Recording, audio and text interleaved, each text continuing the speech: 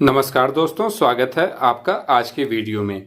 जैसा कि मैं कोई भी वीडियो स्टार्ट करता हूं तो पहले उसकी थोड़ी सी हिस्ट्री के बारे में बताता हूं ताकि उसको समझने में थोड़ी आसानी हो और आप उसे बेहतर ढंग से समझ सके। तो आज की वीडियो में भी हम कुछ ऐसा ही करेंगे। पहले हिस्ट्री उसकी जानेंगे, फिर आज की बातों पर चर्चा की जाएगी। आज का जो हमारा टॉपिक है, चीतों की भारत में वापसी। जैसा कि काफी चर्चा में है कि 70 साल बाद भारत में हुई चीतों की वापसी, तो इसके बारे में हम पूरे डिटेल में जानेंगे इस वीडियो में। तो चलिए शुरुआत करते हैं। मेरा नाम है विशाल और आप देख रहे हैं सक्षम एकेडमी आजमगढ़। तो दोस्तों, यह वीडियो शुरू करने से पहले इतना बता दूं कि इसमें क्या क्या कवर करूंगा। पहले तो इसका इतिहास देखेंगे कि भारत में कब चीते थे और कब विलुप्त हुए, और विलुप्त होने की वजह क्या थी, और क्या भारत में चीतों को इसके पहले लाने की कोशिश की गई थी या नहीं की गई थी। अगर की गई थी तो दिक्कतें क्या थी, नहीं की गई थी तो क्यों नहीं की गई थी, और सबसे बड़ी बात, इसको कूनो राष्ट्रीय नेशनल उद्यान में ही क्यों लाया गया, कूनो राष्ट्रीय नेशनल उद्यान को ही क्यों चुना गया। तो यह तमाम बातें इस वीडियो में हम जानने की कोशिश करेंगे। तो चलिए शुरुआत करते हैं। यह बात है 1947 के दौरान की। सरोजा की कोरिया रियासत के महाराजा राम मनोज प्रताप सिंह देव को शिकायत मिली, कोई जंगली जानवर मवेशियों को मार रहा है और कुछ ग्रामीणों को मार भी चुका है। इसके बाद राजा शिकार पर निकल पड़े। उन्होंने एक नहीं, दो नहीं, बल्कि पूरे 3 चीतों को मार गिराया। एक वक्त था जब भारत में बहुत ज्यादा जंगल हुआ करते थे। उनमें खूब सारे चीते और जंगली जानवर हुआ करते थे। राजा महाराजा अपने शौक के लिए उन्हें जंगलों से पकड़ लाते थे और अपने महलों में बड़े जतन से पाला करते थे, जिसकी वजह से चीतों में प्रजनन नहीं हो पाता था, जिसकी वजह से इनकी जनसंख्या में गिरावट होने लगी। दूसरी चीज, राजा महाराजों के अलावा शिकारी भी इनको अपना शिकार बनाया करते थे। धीरे धीरे करते हुए चीतों की जनसंख्या में कमी आने लगी, और जो राजा के द्वारा चीते मारे गए थे, भारत के आखिरी 3 चीते माने जाते हैं जिन्हें डॉक्यूमेंट किया गया था। शिकार की तस्वीर राजा के सचिव ने general of Mumbai history of society को दी थी। यह आखिरी बार था भारत में चीतों को जिंदा या मुर्दा रिकॉर्ड किया गया था। कुछ विशेषज्ञों का मानना है कि भारत में इक्का दुक्का चीतों को बाद के सालों में देखा गया है, लेकिन 1952 में भारत सरकार ने आधिकारिक रूप से चीतों को विलुप्त घोषित कर दिया। इनको रेड डाटा सूची में रखा गया। अब 70 साल बाद भारत की जमीन पर चीतों को फिर से देखा जा सकेगा। 17 सितंबर 2022 को नामीबिया से 8 चीतों को मध्य प्रदेश के कूनो राष्ट्रीय उद्यान लाए गए। 17 सितंबर 2022 को प्रधानमंत्री नरेंद्र मोदी का जन्मदिन भी था। इस अवसर पर उन्होंने मध्य प्रदेश के मुख्यमंत्री शिवराज सिंह चौहान जी के साथ मिलकर चीतों को भारत में दोबारा बसाने की शुरुआत की है। इन चीतों को बोइंग 74 से लाया गया है। चीतों को धरती पे सबसे तेज प्राणी माना जाता है। इन्हें पहले के जमाने में लोग पाला भी करते थे अपने शौक के लिए। चलिए कुछ बातें और जानते हैं। जैसे कि हम लोगों को किताब में पढ़ाया गया है, बाघ, शेर, चीता, तेंदुआ आदि इनको बिल्ली की प्रजाति में रखा जाता है। तो आइए एक एक करके इन सब के बारे में जानेंगे और इनमें क्या अंतर होता है उनको जानेंगे।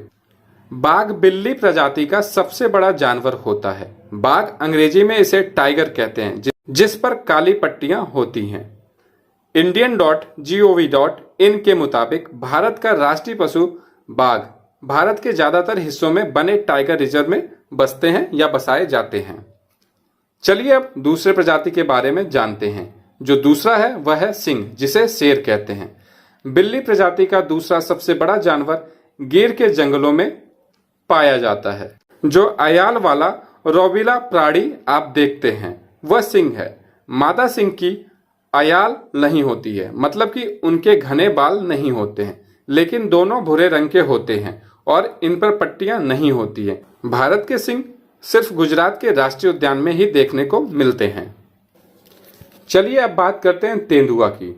बाघ और सिंह के तुलना में यह उससे छोटा जानवर होता है।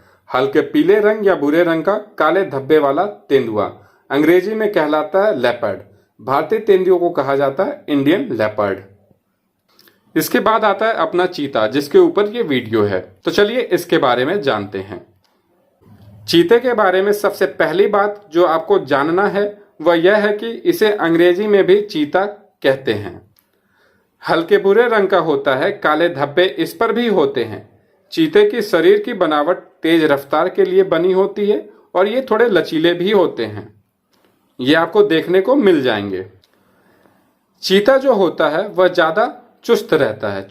छोटा गोल शरीर होता है, पतला बदन होता है और लंबी पूंछ होती है। चीता जो होता है इसका इस्तेमाल किया जाता था काले हिरण के शिकार के लिए, क्योंकि जो काला हिरण होता है ये भी काफी तेज भागता है। अगर इनको स्पीड में देखा जाए तो ये लगभग 110 या 120 किलोमीटर प्रति घंटा के रफ्तार से दौड़ सकते हैं और जो अपना चीता है 150 किलोमीटर प्रति घंटे की स्पीड से भाग सकता है।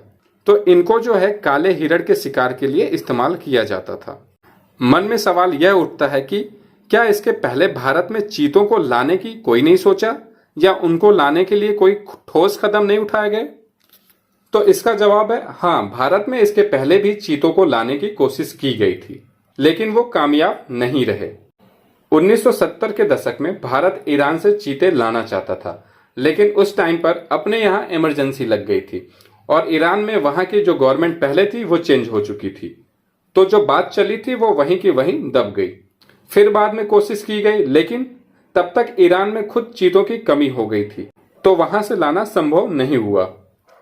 उसके बाद भारत ने अफ्रीका से चीते लाने की सोचने लगा और इस प्रक्रिया में काम करने लगा। उसके बाद भारत में अफ्रीका से चीते लाने की सोचने लगा और इस प्रक्रिया में काम करने लगा। इसका जो प्रयास किया गया था वह सन 2009 में मनमोहन सिंह की सरकार में किया गया था। सारी कागजी कार्यवाही पूरी हो गई थी, मंत्रियों के दौरे भी शुरू हो गए थे। नेशनल टाइगर कंजर्वेशन अथॉरिटी इस बात पर 2010 में सुप्रीम कोर्ट की रजामंदी मांगी, लेकिन इसका जवाब जो है सुप्रीम कोर्ट ने 2010 में ना देके 2013 में दिया और यह कहते हुए चीतों को भारत में आने से रोक दिया कि वह एक विदेशी नागरिक है। यह कहकर चीतों को भारत में आने से मना कर दिया सुप्रीम कोर्ट ने 2013 में। अगर सुप्रीम कोर्ट ने इसकी मंजूरी 2013 में दे दिया होता तो अपने भारत के पास 2013 में ही चीते होते। फिर बात आती है 2019 की।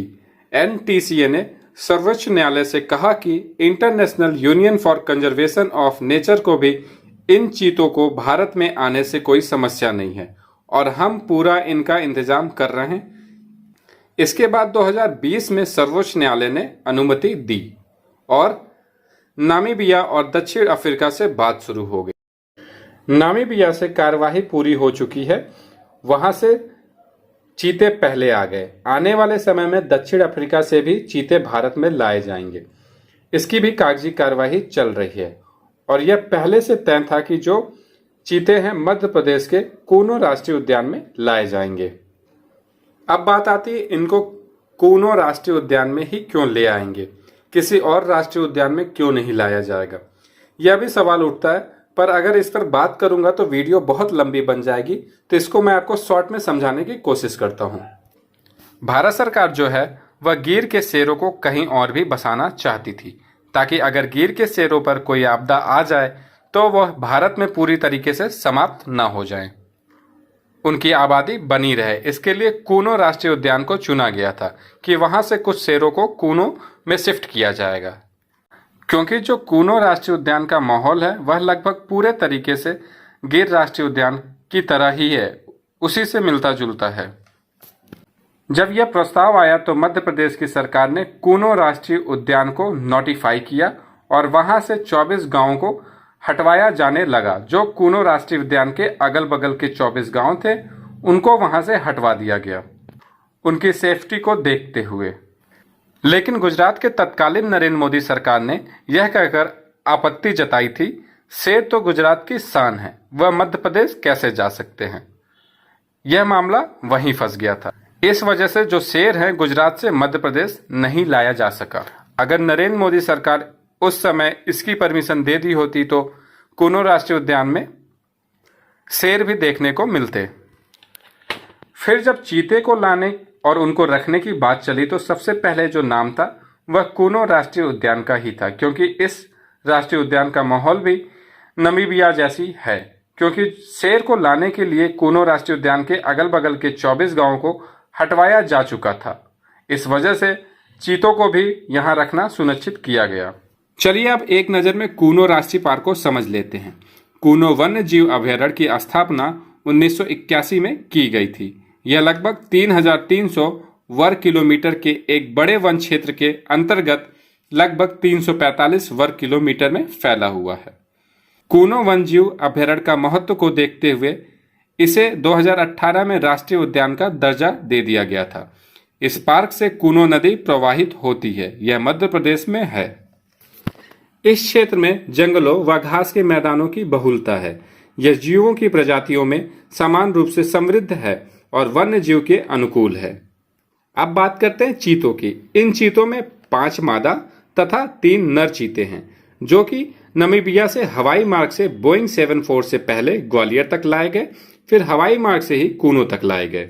इनके लिए जो बोइंग 747 का यूज किया गया, उसे काफी विशेष तरीके से बनाया गया था। पहले इन्हें डायरेक्ट जंगलों में नहीं छोड़ दिया जाएगा, इनको कुछ छोटे इलाकों में रखा जाएगा। चीतों का पुनर्वास प्रोग्रेस देखा जाएगा। अगर प्रोग्रेस संतोषजनक पाई जाएगी तो इन्हें खुले जंगलों में छोड़ दिया जाएगा। अब बात करते हैं पार्क में चीतों की सुरक्षा। चीतों की सुरक्षा के मद्देनजर इन्हें 1 महीने तक क्वारंटाइन जोन में ही रखा जाएगा, जिससे वह इस परिवेश में ढल सके। इस अवधि के दौरान चीते अपने क्वारंटाइन जोन में ही रहेंगे और शिकार नहीं कर पाएंगे। कूनो राष्ट्रीय उद्यान के अगल बगल के इलाकों में चीता मित्रों की तैनाती भी की गई है, जो गांव वासियों को चीते के संबंध में जानकारी देंगे। यह थी पूरी जानकारी चीतों के बारे में। उनको कहां से कब कैसे लाया गया, कैसे विलुप्त हो गए थे, क्या वजह थी, कूनो राष्ट्रीय उद्यान को ही क्यों चुना गया, सारी बातें मैंने आपको समझाने की कोशिश की है और बताने की कोशिश की है। उम्मीद है आपको सारी चीजें समझ में आई होंगी, और अगर आपको वीडियो अच्छी लगी हो तो लाइक करें, शेयर करें, कमेंट करें और चैनल को सब्सक्राइब करना ना भूलें। Thank you.